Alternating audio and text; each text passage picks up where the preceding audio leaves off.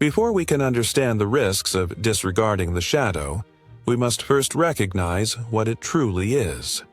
Carl Jung described the shadow as the unconscious storage of everything we reject about ourselves: instincts, urges, feelings, and traits we consider unacceptable, embarrassing, or incompatible with the image we want to present to the world. However, contrary to popular belief, the shadow doesn't vanish just because we choose to ignore it. In Jung's words, one doesn't achieve enlightenment by envisioning bright figures, but by acknowledging the darkness.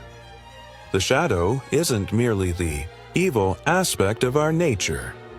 It encompasses all parts of ourselves that have been overlooked or suppressed, whether they are dark, powerful, or even deeply imaginative. As children, we quickly learn which parts of ourselves are socially acceptable and which are not. Through the process of adapting to family, culture, and societal expectations, large portions of our psyche are pushed into the unconscious. Over time, these rejected parts form an independent structure, the shadow, operating in the background and influencing our reactions, choices, and biases without our conscious knowledge. Therefore, ignoring the shadow is not a neutral act. It is an act of psychological division, splitting ourselves into the person we believe we are and the unknown self we refuse to acknowledge every time we suppress anger, jealousy, greed, fear, lust, or even our capacity for bravery and resilience. These energies do not disappear. They simply move into the shadow, growing stronger and more autonomous. Jung noted that the less the shadow is acknowledged in an individual's conscious life, the darker and denser it becomes. What we refuse to confront within ourselves becomes the force that quietly controls us. The tragedy is that by denying the shadow, we paradoxically give it more power. We create a psychic blind spot, an inner no man's land where dangerous elements fester unseen. Meanwhile, we craft a carefully curated persona, the mask we show to the world, designed to conceal the unacceptable realities within. This persona, polished and socially compliant, becomes a brittle shell that can crack at any moment under the pressure of the suppressed energies raging beneath it. The consequences of this split are profound. By hiding from our own darkness, we alienate ourselves from the full spectrum of human experience. We deny the complexity, richness, and vitality that come from embracing our wholeness. In Jung's framework, true growth and individuation cannot occur without engaging with the shadow. The path to authenticity runs directly through the territories we fear the most. To pretend otherwise is to live a half-life dominated by unseen forces that pull our strings from the depths of the unconscious. Furthermore, the content of the shadow is deeply personal. It is shaped by our individual histories, traumas, disappointments, and unmet potentials. For one person, the shadow may hold aggressive tendencies. For another, it may be an unrealized gift for leadership or creativity buried under years of fear and conformity. This means that the task of confronting the shadow is not a one-size-fits-all journey. It requires intimate, courageous self-examination and a willingness to encounter the unfamiliar within. Jung warned that if we fail to make the unconscious conscious, it will rule our lives, and we will call it fate. We will see ourselves trapped in repeated patterns of failure, conflict, and disillusionment, never realizing that the true battle is within. Ignoring the shadow does not make us safe. It makes us vulnerable to ourselves. It places us at the mercy of forces we refuse to see. Forces that find expression in the subtle sabotages, compulsions, and projections that haunt our lives. To ask, "What am I really hiding?" is not a trivial question. It is a summons to venture into the heart of our own darkness to retrieve the lost parts of ourselves and to reclaim the energy locked within them. Only by facing what we have disowned can we hope to move beyond it. In this light, The shadow is not merely an adversary, it is also a potential ally, a source of vitality, authenticity, and deep transformation. But to engage with it demands more than intellectual curiosity. It demands the rarest form of courage, the courage to see ourselves without illusion. In the next step of our journey, we will see what happens when we refuse this call, when repression turns our own inner life into a battleground, birthing an enemy within. When we choose to ignore our shadow, it does not simply retreat into silence. Instead, it transforms, often quietly, sometimes violently, into an inner adversary. Carl Jung emphasized that what you resist persists, and nowhere is this more evident than in the way our unacknowledged darkness begins to act against our conscious intentions. The more we repress the shadow, the more it gains autonomy and seeks expression, often in forms that are destructive, bewildering, and painful. The process is insidious. At first, it may manifest as subtle forms of self-sabotage, procrastination, unexplained fears, chronic indecision, or an annoying sense of inferiority. We might tell ourselves that these are minor flaws, quirks of personality, things we can fix with enough willpower or discipline. Yet, underneath, something deeper is unfolding, a split within the psyche that pits conscious will against unconscious content. In Jungian terms, the ego, our conscious sense of identity, becomes locked in a silent, losing battle with the shadow. As repression deepens, the inner enemy grows bolder. Resentments fester, often disguised as irritability, cynicism, or withdrawal. Passions and desires that have been denied begin to seek expression in distorted ways through addiction, compulsion, or destructive relationships. Physical symptoms may also emerge: chronic fatigue, headaches, gastrointestinal issues, the body itself bearing the burden of a psychic war. Jung recognized this phenomenon and often linked certain neurotic symptoms directly to unresolved conflicts with the unconscious. The tragedy is that we often do not recognize the enemy within as a part of ourselves. Instead, we feel victimized by life, by fate, by others. We say, "Why does this always happen to me?" Or, "Why do I sabotage my own happiness?" without realizing that the very parts of ourselves we have rejected are orchestrating these outcomes. The shadow, ignored and unloved, turns malicious, not out of inherent evil, but because it has been treated as an enemy for so long that it knows no other way to reach consciousness. Jung spoke often of the return of the repressed, the psychological law that nothing we bury within ourselves ever stays buried. In dreams, slips of the tongue, irrational bursts of emotion, and sudden uncharacteristic behavior, the shadow breaks through. Each eruption is a warning sign, a signal that a part of ourselves is suffocating and demanding recognition.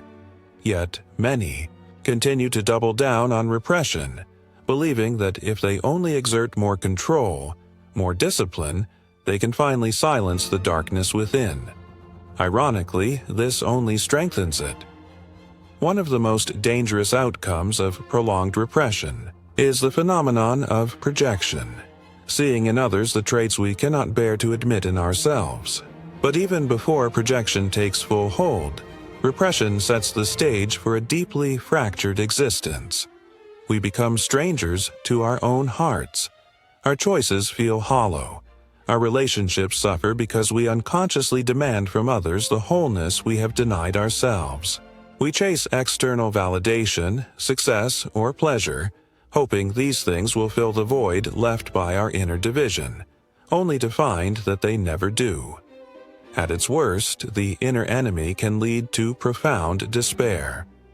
Depression, in Jung's view, was often a crisis of the divided self, a heavy, crushing sadness born from the soul's recognition that it has been torn apart. Anxiety, too, can be seen as the psyche's alarm system, signaling that something vital within us has been exiled and is fighting to return. In these states, people may feel as though they are at war with invisible forces, failing to realize that these forces are fragments of their own denied humanity. The process of repression turning against us also explains why sudden, shocking actions sometimes erupt from seemingly good or normal individuals. A lifetime of disciplined persona building can collapse in an instant under the weight of a shadow, too long ignored. Scandals, breakdowns, violence, these are not random events but the inevitable consequences of psychic forces demanding acknowledgement. Jung believed that the more rigid and moralistic a person appears, the greater the danger that their shadow will one day break loose in uncontrollable ways. But why do we resist facing the shadow in the first place? Even when the cost of ignoring it becomes so clear. Part of the answer lies in fear. Fear of pain, fear of losing control, fear of seeing parts of ourselves we have been taught to despise. We imagine that if we open the door to our darkness, we will be overwhelmed, consumed, destroyed.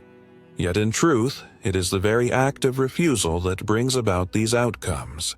The shadow, when acknowledged and integrated, becomes a source of strength. When repressed, it becomes a saboteur. Jung once wrote, "The psychological rule says that when an inner situation is not made conscious, it happens outside as fate." This is the terrible irony. The more we run from ourselves, the more we seem to be pursued by a cruel and unforgiving world. But the cruelty is not out there. It is a mirror of the cruelty we have inflicted upon our own souls by denying them. The light of awareness. The birth of the inner enemy is not inevitable. It is a consequence of choices. Choices made to preserve comfort, image, and control at the expense of truth, vitality, and wholeness. Every moment we turn away from self-examination, every time we prioritize appearances over authenticity, we feed the enemy within. Understanding this sets the stage for recognizing one of the most common and devastating effects of ignoring the shadow, the trap of projection. In the next step of our exploration, we will see how the darkness we refuse to own within ourselves begins to shape the way we see and judge everyone around us. When the shadow is ignored and repression becomes a way of life, a new phenomenon emerges almost inevitably. Projection. Carl Jung considered projection one of the most dangerous mechanisms of the unconscious. Instead of seeing reality as it is, we begin to see the contents of our own shadow cast onto the people around us. Our judgments, our hatreds, our intolerances, they are often not reactions to the true nature of others, but rather mirror reflections of what we refuse to accept within ourselves. Projection is seductive because it is unconscious. We do not realize we are doing it. In our minds, it feels justified, rational, even righteous. We tell ourselves, "I am angry because that person is arrogant, cruel, or selfish," without recognizing that the traits we most violently react to may in fact be suppressed elements of our own personality. Jung observed that everything that irritates us about others can lead us to an understanding of ourselves. Yet most prefer to wage war against the world rather than turn inward and face the disowned parts of their own soul. The trap of projection is that it distorts our perception of reality. We no longer see people for who they are. We see them through the lens of our own inner conflict. Friends become enemies, lovers become threats, leaders become demons. The world itself begins to appear hostile and malicious, not because it truly is, but because we have filled it with the darkness we dare not confront within. Projection is the mechanism by which the inner enemy born of repression extends its influence outward into every corner of our lives. At a societal level, projection can become catastrophic. Jung warned that mass movements, wars, and collective acts of hatred are often fueled by the projection of a society's collective shadow. A community that refuses to face its own inner contradictions will inevitably seek a scapegoat, an external enemy onto whom it can project its fears, rage, and guilt. History is littered with tragic examples: persecutions, genocides, witch hunts, ideological purges. Each is a grim testimony to the destructive power of the shadow unleashed through mass projection. But even on a personal level, the consequences are devastating. Relationships crumble under the weight of unconscious accusations. Friendships wither as trust erodes. Family ties are strained by misunderstandings that, at their core, are projections of inner wounds. Romantic relationships, in particular, become battlegrounds for the projected shadow. We idealize partners at first, projecting onto them the parts of ourselves we long to realize, and later demonize them when they fail to live up to our unconscious expectations, revealing instead the traits we fear or despise in ourselves. Projection also blocks growth. As long as we are convinced that the problem is out there, we avoid the painful but necessary work of introspection. We remain trapped in cycles of blame, resentment, and victimhood, forever running from the real confrontation that could free us, the confrontation with our own shadow. Jung stressed that the meeting with oneself is at first the meeting with one's own shadow. To refuse this meeting is to condemn ourselves to perpetual misunderstanding of ourselves and of the world. An essential point Jung made is that the stronger the repression, the more intense the projection. People who are most blind to their own flaws tend to be the most judgmental, the most moralistic, the most eager to point out the sins of others. This is not because they are inherently virtuous, but because their inner world is so intolerable to them that they must constantly locate evil outside themselves to preserve their fragile sense of self. In this way, moral superiority is often a mask for deep inner fragmentation. But projection is not only about recognizing traits we dislike. Sometimes we project positive qualities, our own hidden strengths, talents, and virtues, onto others as well. This can manifest as intense admiration, idealization, or even obsession. We see others as more courageous, more creative, more worthy, without realizing that these are qualities latent within ourselves, waiting to be acknowledged and developed in both positive and negative forms. Projection serves the same purpose: to avoid direct ownership of who we really are. The solution to projection then lies in radical self-awareness. Every time we have a strong emotional reaction, whether hatred, disgust, envy, or blind adoration, we are given a clue. What is it in this person that touches something so deep within me? What am I seeing in them that perhaps I have not yet seen or accepted in myself? Jung advocated for an attitude of ruthless honesty, a willingness to use our emotional responses as mirrors rather than weapons. Yet this is not an easy path. It requires dismantling the protective walls we have built around our fragile egos. It demands the humility to admit that we too are capable of the very things we condemn in others, that the seeds of betrayal, cruelty, cowardice, and selfishness exist within our own hearts, just as the seeds of greatness, compassion, bravery, and love do. Integration of the shadow means acknowledging this full range of possibility within ourselves rather than continuing to externalize it. When we cease to project, we begin to reclaim our own power. We stop being at the mercy of an illusory world populated by enemies and threats. We can see others more clearly, love more authentically, and engage with life from a place of wholeness, rather than fear. This is the foundation for true freedom. Not the freedom from external circumstances, but freedom from the unconscious forces within us that distort perception and drive us toward self-destruction. Ultimately, the projection trap is a prison of our own making, and one that only we can dismantle. by taking back what we have cast onto the world, by owning our light and our darkness, we step onto the path of individuation, the lifelong process of becoming who we truly are. But this path demands something rare: the willingness to bear the tension of opposites within ourselves, to hold light and shadow in a dynamic, conscious relationship. In the next part of our journey, we will explore what happens when this internal division is allowed to deepen, when the self becomes fragmented and unity is lost, leading to profound psychological suffering.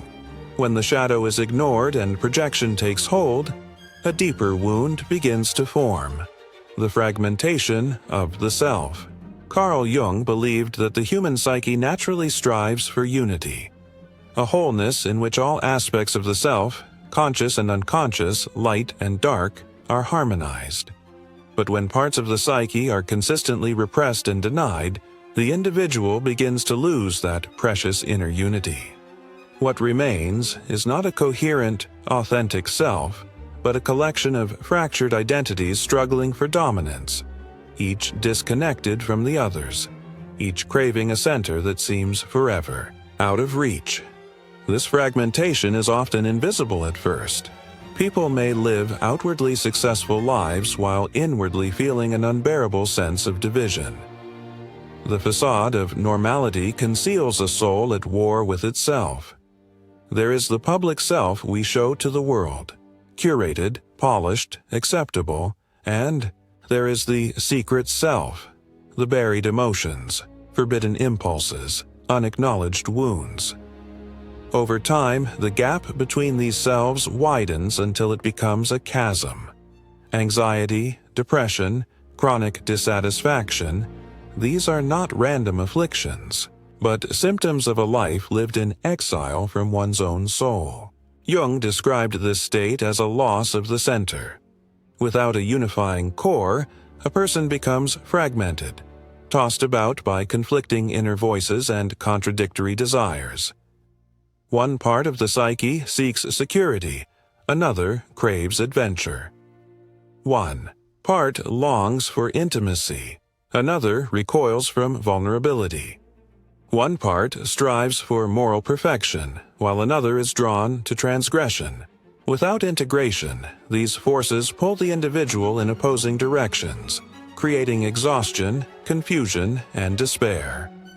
Worse still, fragmentation often leads to the construction of an even more rigid persona, a mask designed to hide the chaos within. We become performers, acting out roles we believe will secure love, acceptance, or success, while the authentic self withers beneath layers of social expectation. The more energy we invest in maintaining the persona, the less energy remains for genuine living. Life becomes mechanical, devoid of true passion or meaning.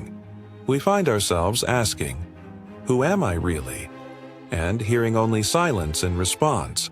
Jung warned that the divided self is prone to falling under the sway of unconscious complexes, autonomous clusters of repressed emotions and ideas that operate independently of the conscious will. These complexes act like splinter personalities, hijacking behavior in moments of stress or emotional vulnerability. A simple disagreement escalates into rage. A minor failure triggers a spiral of shame. A moment of attraction becomes an act of betrayal. It feels as though something took over, and in a sense, it did. The fragmented psyche cannot act with unity because it no longer possesses it. This inner disunity also leaves us vulnerable to external manipulation. Without a strong integrated center, we become easy prey for ideologies, cults, toxic relationships, anything that offers the illusion of coherence and certainty. Jung observed that totalitarian regimes, for example, thrive on populations of fragmented individuals seeking external authority to compensate for their lost inner authority. A person who does not know themselves is desperate for someone or something to tell them who they are. Perhaps the most tragic consequence of fragmentation is the loss of meaning. Jung believed that meaning is not found in external achievements or possessions, but in the inner experience of coherence, the sense that one's life is an expression of a unified self. Without this, even success tastes bitter, and even love feels hollow. We drift through life disconnected from our own depths, haunted by the suspicion that we have somehow missed the point. Healing this fragmentation requires courage. It demands that we cease running from the parts of ourselves we fear and begin the arduous work of integration. Jung called this the process of individuation, the gradual reconciliation of the conscious and unconscious, the light and the shadow, the known and the unknown. Individuation is not about becoming perfect. It is about becoming whole. It is about accepting the full reality of who we are, including the contradictions, the wounds, and the darkness. But integration does not mean collapse. It does not mean surrendering to every impulse or embracing chaos. It means creating a conscious relationship with all parts of the self, allowing each to have a voice without allowing any to dominate. It means developing an inner center strong enough to hold the tension of opposites, to endure ambiguity without collapsing into despair or fanaticism. Jung often emphasized the symbol of the mandala, the sacred circle, as a representation of the self in its fullness, where every element finds its rightful place within a greater order. The path toward inner unity is not linear. It is a spiral marked by setbacks, regressions, and periods of darkness. There are moments when the fragmentation seems to worsen before it begins to heal. As buried material rises to the surface, there are times when the false persona crumbles, leaving behind a terrifying sense of emptiness. But these are necessary stages. They are signs that the psyche is reorganizing itself around a deeper, truer center, one not built on repression or performance, but on authenticity and acceptance. In practical terms, the work of integration involves practices like shadow work, active imagination, dream analysis, honest self-reflection, and sometimes therapeutic support. It requires facing the uncomfortable truths about ourselves without judgment, recognizing that every trait, every emotion, every impulse has its rightful place within the totality of the self. It requires learning to live with paradox, to accept that we can be both strong and vulnerable, both loving and selfish, both noble and flawed. Ultimately, losing inner unity is not the end of the story. It is a call, a summons from the depths of the soul to embark on the heroic journey of self-discovery and self-acceptance. The pain of fragmentation is real, but it is also a guide pointing us toward the work we must do to become whole again. In the next stage of our exploration, we will see how ignoring the shadow not only fragments the self, but also creates a false persona of virtue and moral superiority, a mask that hides the growing corruption within. When the shadow remains unrecognized, not only does the self fragment, but a new danger emerges: the construction of a false self-image steeped in hypocrisy and moral superiority. Carl Jung observed that individuals who repress their darker impulses often compensate by over-identifying with their conscious ideals, creating a facade of purity that conceals the corruption festering underneath. In other words, the more we deny the existence of our shadow, the more desperately we cling to a persona of righteousness, and the more virtuous we try to appear, the more viciously our unacknowledged darkness grows.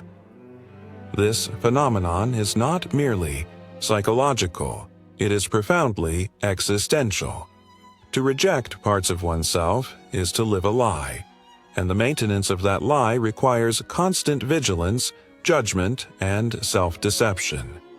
In time, the individual becomes a stranger to their own soul, engaging in elaborate performances of goodness while harboring secret resentments, hatreds, and desires. Hypocrisy is not just a moral failing. It is the inevitable outcome of a life built on disowning the truth of one's own nature. Jung saw hypocrisy as a kind of spiritual disease, a disconnection from the vital forces of life. True morality, he argued, does not come from pretending to be good, but from integrating and consciously managing the full spectrum of human impulses. It is not in the suppression of evil that virtue is found, but in the conscious recognition and responsible channeling of the shadow. Those who believe themselves wholly good are often those most controlled by the parts of themselves they refuse to see. Nowhere is this more evident than in the public arena. History is filled with examples of leaders, religious figures, and social influencers who built their reputations on moral superiority only to later be exposed in acts of profound corruption. The very people who preached the loudest against sin were often those living double lives, trapped by the very vices they condemned in others. Jung warned that the greater the outward insistence on virtue, the greater the likelihood of inner moral decay. This is because moral superiority serves as a defense mechanism. It allows individuals to externalize their own inner conflicts by projecting them onto the world. By condemning others, they shield themselves from facing their own flaws. Every judgment cast outward is, in truth, a desperate attempt to silence the whispering voice within that says, "You too are capable of this." In this sense, the pursuit of a flawless public image becomes a prison, a constant, exhausting battle against one's own humanity.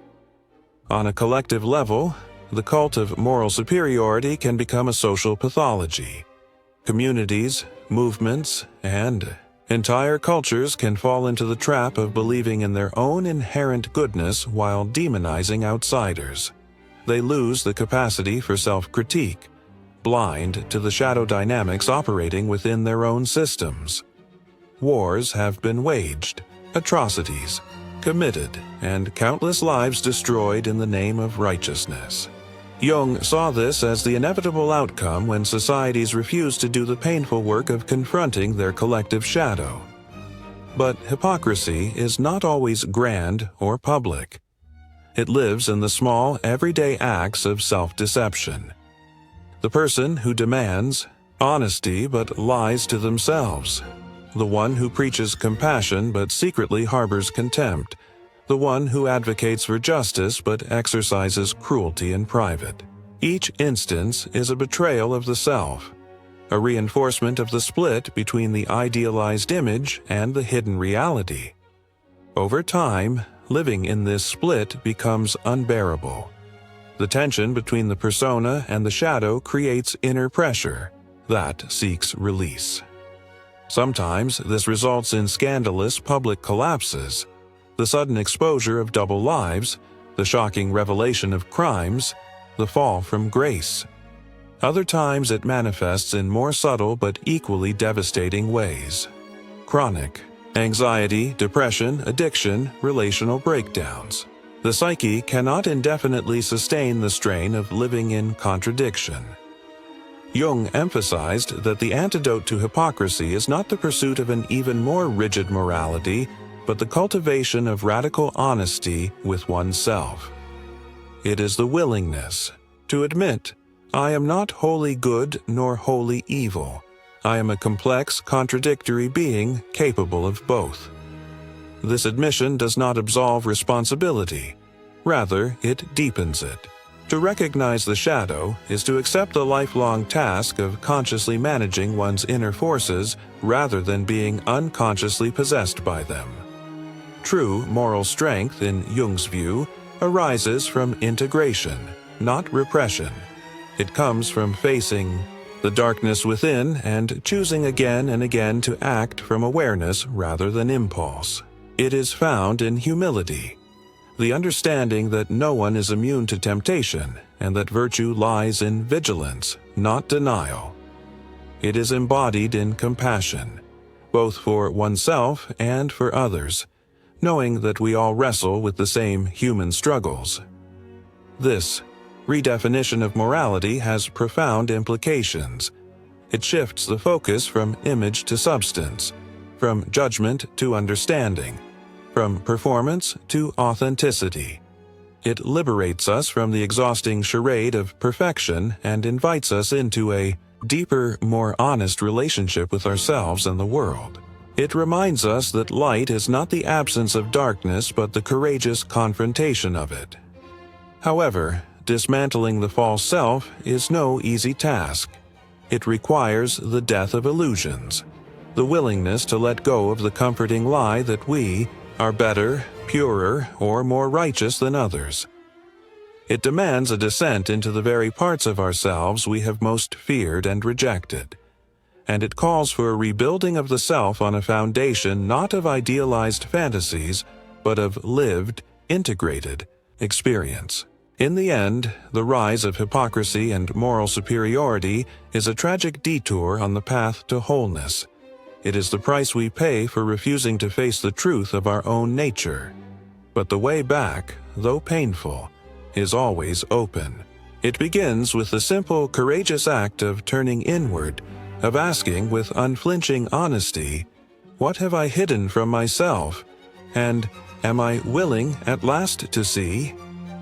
In the next chapter of our exploration, we will examine what happens when the shadow, repressed and denied for too long, refuses to remain silent and erupts with devastating force, threatening to undo everything we have built.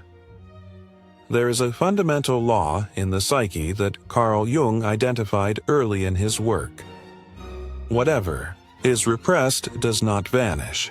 It gathers strength in the unconscious, biding its time, waiting for a moment of weakness to break free. The shadow, neglected and denied, does not submit meekly to the conscious ego's attempts at control. Instead, it festers in the dark, gaining intensity, and eventually it bursts forth, often in sudden, violent, and catastrophic ways. When this eruption happens, it does not ask for permission. It overwhelms, it consumes, and it forces the individual, and sometimes society itself, to confront the truth they have long tried to avoid. We often imagine the shadow as something quietly lurking, but when ignored long enough it transforms into a destructive force. This is why individuals who outwardly seem composed, righteous, and morally superior can, in moments of crisis, act with shocking cruelty, rage, or destructiveness. These explosions are not anomalies. They are the inevitable consequences of prolonged repression.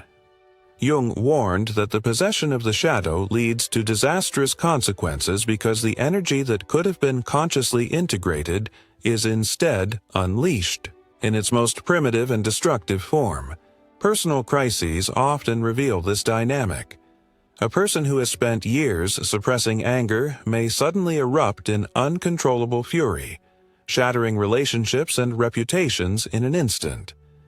Another who has denied their vulnerabilities may collapse into profound depression or make impulsive, self-destructive decisions. Others still might engage in behaviors, betrayal, addiction, violence, that seem completely out of character but are, in reality, expressions of long-repressed parts of themselves. When the shadow is forced underground, it doesn't die.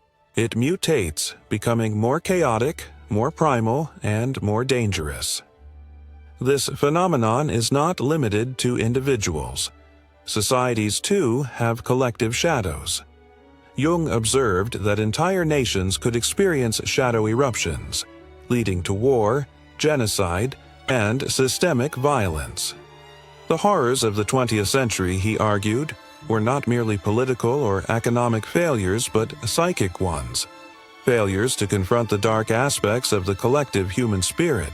When a culture idolizes purity, virtue, or perfection, it invariably creates a vast, seething shadow of resentment, hatred, and violence that will eventually demand recognition, often through catastrophic means. In both individuals and societies, the explosion of the shadow often comes as a shock. "I can't believe they would do something like that," people say. It doesn't fit who they were. But in truth, the seeds were always there, silently growing. The eruption is not a betrayal of the self, but a revelation of the parts that were disowned, unacknowledged, and left to rot in darkness. One of the most dangerous aspects of shadow eruptions is their unpredictability. Because the shadow is unconscious, the ego cannot anticipate how or when it will emerge. A seemingly minor event, a breakup, a job loss, a public humiliation, can act as the catalyst that unleashes years of buried rage, grief, or fear. And once released, the shadow acts autonomously. It does not negotiate. It dominates. People often describe these moments as feeling possessed or out of control, as if another being had taken over their actions. In a very real psychological sense, this is true. The aftermath of a shadow explosion is often devastating. Relationships are shattered, careers are destroyed, reputations are tarnished, and the individual's sense of self is left in ruins. But paradoxically, these crises can also be moments of potential rebirth.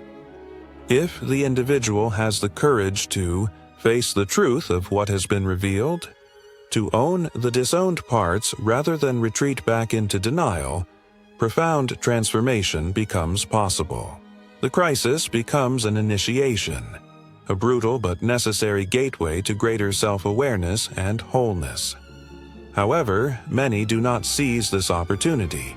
Instead, they double down on repression, blame external circumstances, or sink into despair. Jung observed that without conscious engagement, the psyche will simply rebuild the same structures of denial, setting the stage for future, perhaps even more destructive eruptions.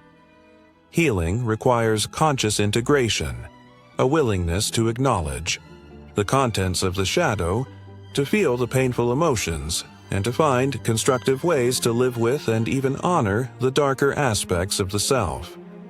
In practical terms, this integration often involves difficult, humbling work. It requires examining the moments when anger, jealousy, greed, lust, or cruelty arise within us, not to suppress them, but to understand them, to trace their origins, to listen to the messages they carry. Every shadow impulse has a story to tell, about unmet needs, unhealed wounds, or stifled potentials. By listening rather than silencing, we can begin to transform destructive energies into creative ones. Jungian techniques such as active imagination, dream analysis, and working with archetypes can be invaluable tools in this process. Dreams, in particular, often reveal shadow material long before it erupts in waking life. Nightmares of violence, betrayal, or monsters are not signs of a deranged mind but of a psyche trying desperately to bring unconscious content into awareness. To ignore these warnings is to court disaster. To heed them is to walk the difficult but rewarding path toward integration. Ultimately, the danger of shadow eruption serves as a stark reminder. Repression is not a viable long-term strategy. What we refuse to face within ourselves will eventually force itself upon us, and often with far greater violence than if we had confronted it voluntarily. As Jung said, what you resist not only persists but grows in size. To live wisely, then, is not to build higher walls against the darkness, but to make peace with it, to recognize it as an inseparable part of the self. In the next step of our journey, we will explore how this peace can be achieved, not through denial but through the courageous work of shadow integration, and how embracing our darkness can lead to a profound psychological liberation.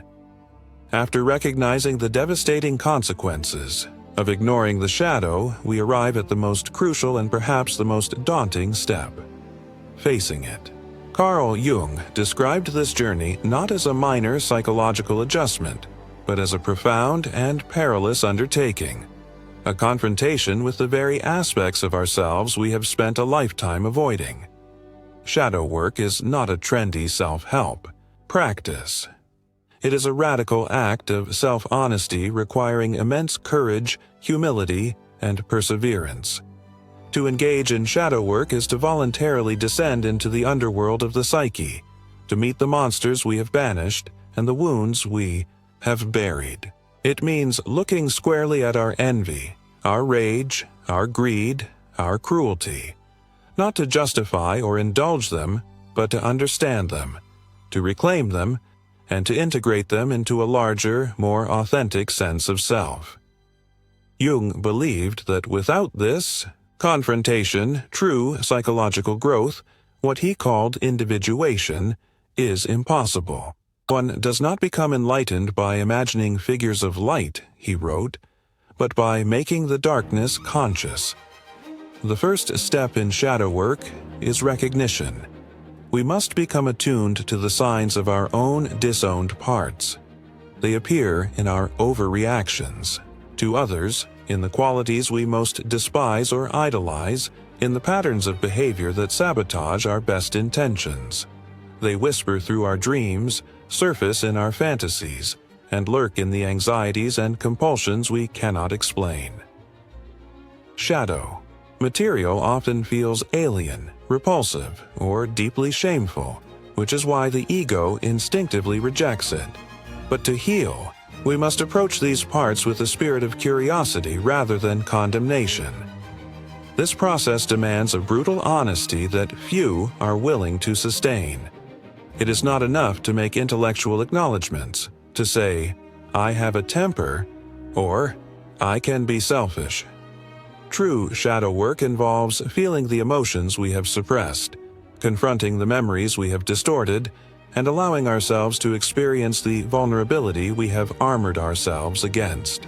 It is a descent into grief, guilt, fear, and pain, not to wallow in them but to liberate ourselves from their unconscious control. Jung warned that shadow work is not safe. It destabilizes the neat narratives we have constructed about who we are. It threatens the identity the ego has painstakingly built. It can provoke intense resistance, denial, rationalization, projection, or even physical symptoms. Many who begin this journey retreat quickly, overwhelmed by the discomfort. But those who persist discover something astonishing.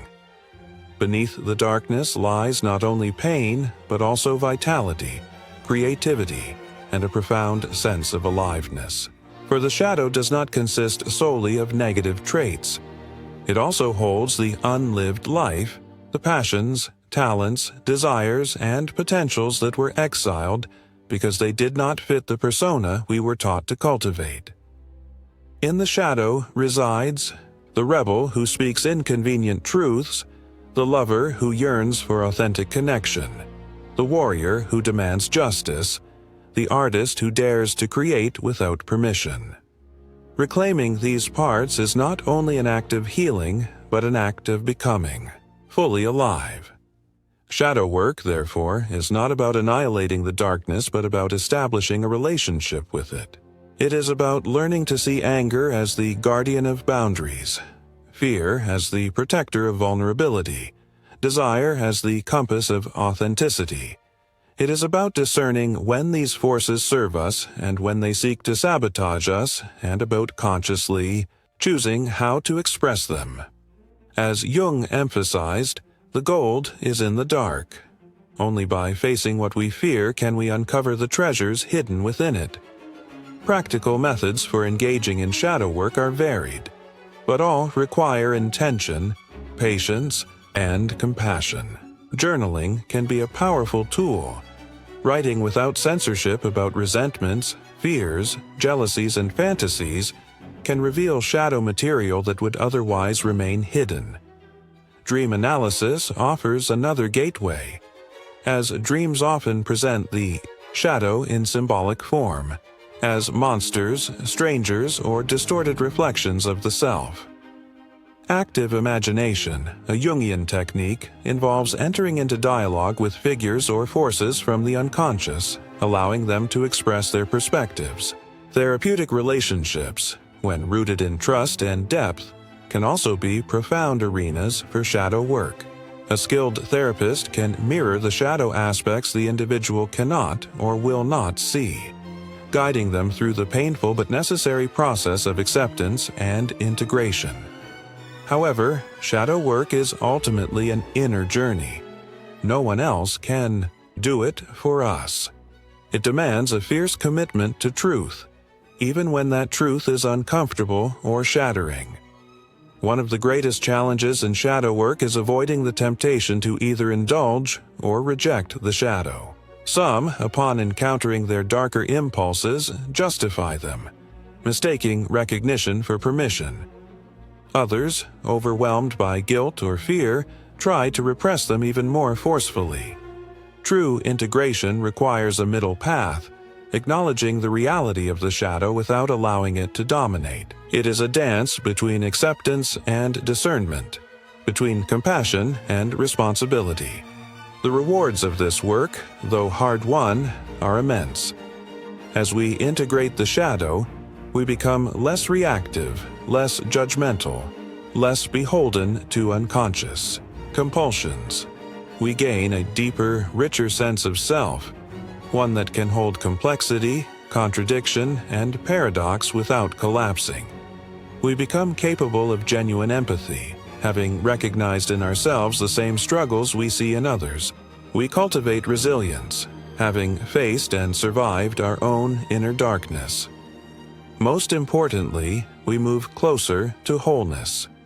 Jung envisioned individuation as the goal of life, not perfection, but integration, not purity, but fullness of being. Shadow work is the crucible in which this wholeness is forged. It is the path through which we cease being fragmented selves torn between persona and shadow, and instead become unified beings grounded in the reality of who we are. But this path is not linear. Shadow work is a lifelong endeavor. New layers of the shadow reveal themselves at different stages of life, often triggered by crises, losses, or major transitions. Each encounter is an invitation to deepen, to expand, to become more real. And each time we say yes to this invitation, we take another step toward the authenticity, freedom, and strength that can only be found when we have made peace with our darkness. In our final exploration, we will see how the fruits of shadow work, this hard-won integration, lead not only to personal liberation, but to the realization of our deepest potential, becoming who we were truly meant to be. The journey toward individuation, Carl Jung's term for the process of psychological wholeness, is ultimately a journey toward freedom. This is not the freedom of the ego's desires, nor the fleeting freedom promised by external circumstances, but the liberation that comes from embracing one's entire self, the light and the shadow, the known and the unknown. It is a profound kind of freedom, one that transcends mere autonomy and enters the realm of authenticity. It is only by fully integrating the shadow, by confronting the parts of ourselves we have long feared or rejected, that we can finally step into the fullness of our being. To become who we were meant to be is not to strive for an idealized version of ourselves, a flawless, perfect self. Rather, it is to become whole, to embrace our contradictions, our weaknesses, our flaws, and our vulnerabilities alongside our strengths and virtues. It is in this acceptance, this synthesis of opposites, that the true self can emerge. Jung described this process as the conscious realization of the self, a state where the ego no longer seeks to control or suppress but allows the totality of the psyche to be lived. The integration of the shadow is not a one-time event, but an ongoing process. As we evolve, new layers of the self emerge, new aspects of the unconscious come to light, and new opportunities for growth present themselves.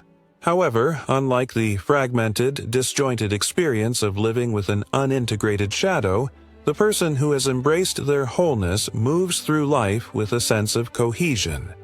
There is no longer a war within, no longer the constant battle between the good persona we present to the world and the darker repressed elements that lurk beneath the surface. Instead, we move through life with a unified sense of purpose, knowing ourselves deeply and acting from that place of deep self-awareness.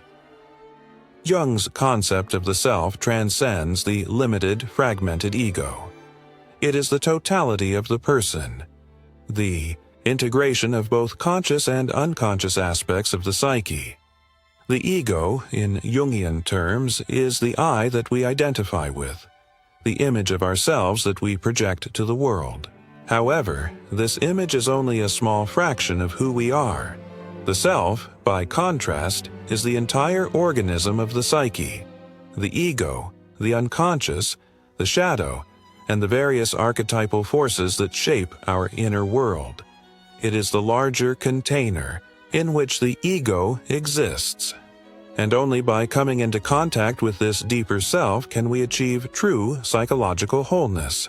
This wholeness is not achieved by denying or suppressing parts of the self.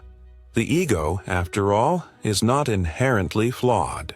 It serves an essential function in organizing our conscious experience. However, when the ego is cut off from the unconscious, when it represses or ignores the shadow, it becomes fragile, defensive, and reactive. The shadow, left unchecked, can then take on a life of its own, creating disruptions in our lives and relationships. Wholeness comes when the ego acknowledges its limits and submits to the deeper wisdom of the unconscious. It is a process of self-surrender, of trusting that the psyche, when fully integrated, will guide us toward authenticity. This surrender is not passive. It is an active, conscious choice to engage with the full complexity of our being. To be whole is to be in constant dialogue with the unconscious, to learn from our dreams, to listen to the symbolic language of the psyche, and to be willing to face whatever arises with openness and courage. This dynamic interaction between ego and unconscious fosters a sense of inner balance and harmony. It is through this balance that we find our deepest purpose, our true vocation, and the strength to navigate the world with clarity and confidence. When we embrace our wholeness, we become capable of living our lives in alignment with our most authentic desires and values. The ego, no longer shackled by the fear of the shadow, can act with clarity and purpose. We are free to follow the call of our inner self, whether that means pursuing creative endeavors, building deep and meaningful relationships, or contributing to the world in ways that reflect our deepest convictions. The person who has embraced their wholeness is no longer swayed by external pressures, judgments, or fleeting desires. They are driven by an inner compass, one that is guided by the wisdom of both the conscious and unconscious mind. This state of wholeness, however, is not something we can simply achieve and then forget about. It is not an end, but a constant process of becoming. To live authentically is to continuously evolve, to remain open to the unfolding of the psyche and to the mysteries of the self.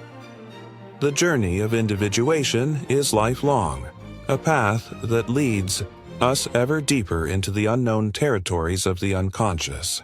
The self, in Jungian terms, is not a static entity but a dynamic, ever-expanding force continually revealing new aspects of ourselves as we grow and develop. Each stage of life presents new challenges and opportunities for growth. And each challenge is an invitation to deepen our understanding of who we are. Jung believed that the ultimate goal of individuation was not to achieve perfection, but to live with integrity. Integrity, in this sense, means aligning one's life with the deepest truths of the psyche, acknowledging both the light and the dark, the conscious and the unconscious, and integrating them into a unified whole. It is only when we live with this integrity that we can truly become who we were meant to be. We cease to be fragmented, torn between competing desires and conflicting aspects of the self. Instead, we become integrated, authentic, and whole. This wholeness leads to a profound liberation, not a freedom from responsibility, but a freedom to act in accordance with our deepest truth. We are no longer bound by the unconscious forces that once governed us. We are free to choose our path, to create meaning in our lives, and to live with authenticity and purpose. The integration of the shadow, the embracing of all aspects of ourselves, enables us to experience life fully and to meet each challenge with strength and clarity. In the end, the journey of individuation, the process of becoming whole, is the most profound gift we can give ourselves. It is the path to true freedom, a freedom rooted not in the rejection of the shadow, but in its full acceptance. By embracing our darkness, we unlock the potential for greatness that lies dormant within us. We step into the fullness of our being, not as perfected beings, but as authentic, dynamic, and ever-evolving expressions of the self. And in doing so, we become who we were always meant to be.